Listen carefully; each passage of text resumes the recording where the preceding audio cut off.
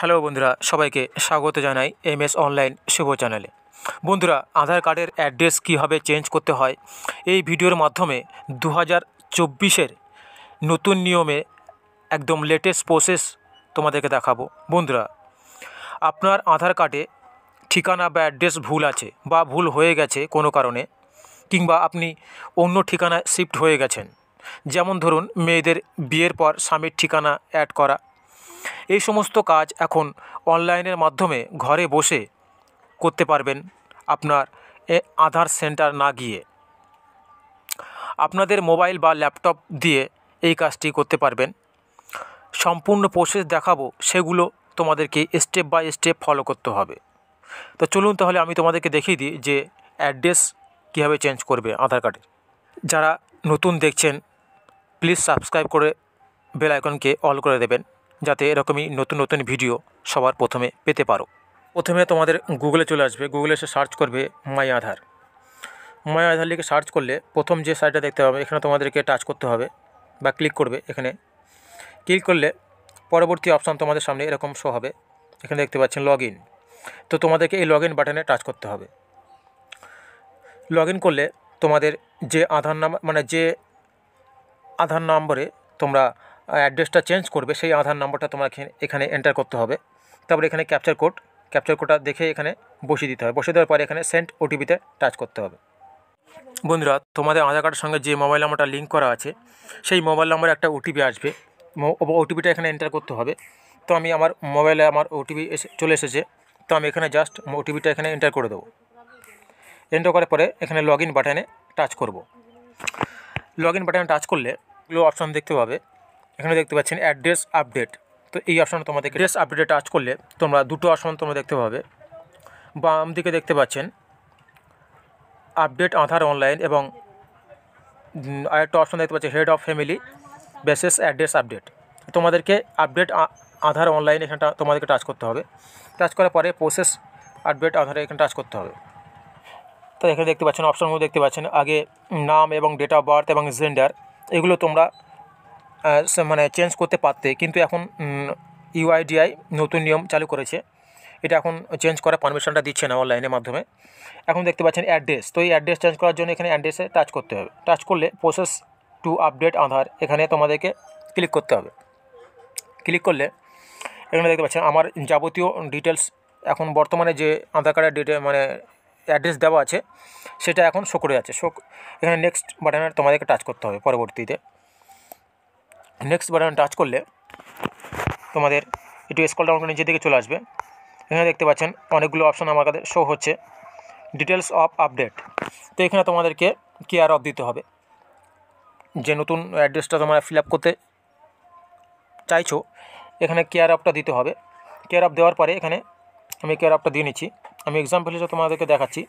তো কেয়ার অফটা দেওয়া হয়ে গেছে।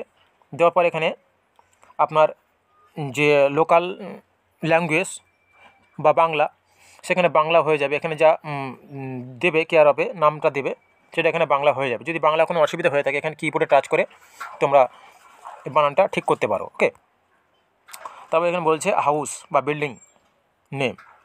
তো এখানে তোমাদের গ্রামের নামটা দিয়ে দেবে। তো আমার গ্রামের নামটা দিয়ে দিচ্ছি। দেওয়ার পরে এখানে দেখতে পাচ্ছেন বাংলা অটোমেটিক্যালি নিয়ে নেবে। তারপর স্ট্রিট বা রোডের নাম, তো রোডের নাম যেটা আছে তোমাদের অ্যাড্রেসে, সেটা তোমাদের এখানে দিয়ে দেবে।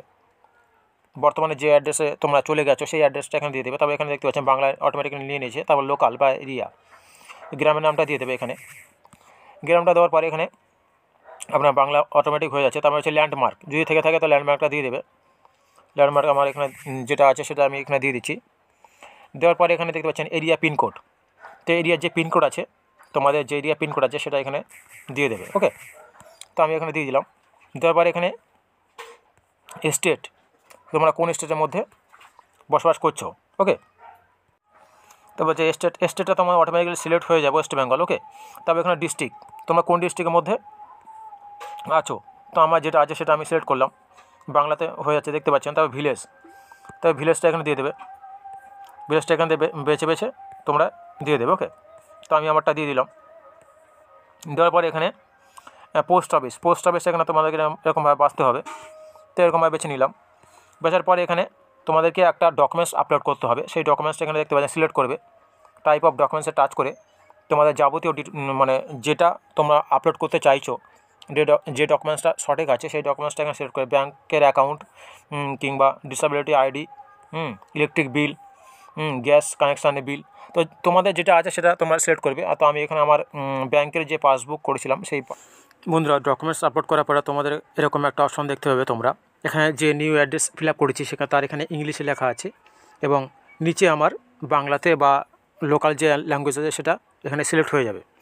আর এখানে যে ডকুমেন্টসটা আমি আপলোড করেছি দেখতে পাচ্ছেন, এই ডকুমেন্টসটা এখানে শো করে যাচ্ছে। আর যদি কোনো অ্যাড্রেসে ভুল হয়ে থাকে সেটা তোমরা এখানে আবার এডিট অপশানে টাচ করে সেটা আবার তোমরা চেঞ্জ করতে পারো বা এডিট করতে পারো। ওকে, সব যদি ঠিকঠাক থাকে তোমরা এখানে দেখতে পাচ্ছেন টিক্স বক্স আছে, এই টিক্স বক্সগুলো দিয়ে দেবেন। এখানে একটা, এখন দুটো টিক্স বক্স দিয়ে তারপর নেক্সট বাটনে তোমাদেরকে টাচ করতে হবে। তারপর দেখতে পাচ্ছেন এখানে তোমাদেরকে 50 টাকা ফিস দিতে হবে, অর্থাৎ 50 টাকা পেমেন্ট করতে হবে তোমাদেরকে।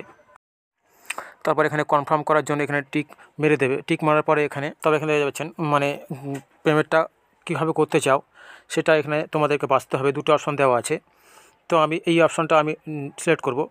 সিলেক্ট করার পরে এখানে মেক এ পেমেন্ট অপশানে আমি টাচ করে নেব। এখানে তোমাদের 50 টাকা পেমেন্ট করতে হবে। তো আপনারা কোন মাধ্যমে পেমেন্টটা করতে চাও সেটা এখানে তোমরা সিলেক্ট করে নেবে বা পেমেন্টটা করে নেবে। ওকে, তো বন্ধুরা, পেমেন্ট করার পরে তোমাদেরকে স্লিপ ডাউনলোড করা অপশানটা চলে আসবে।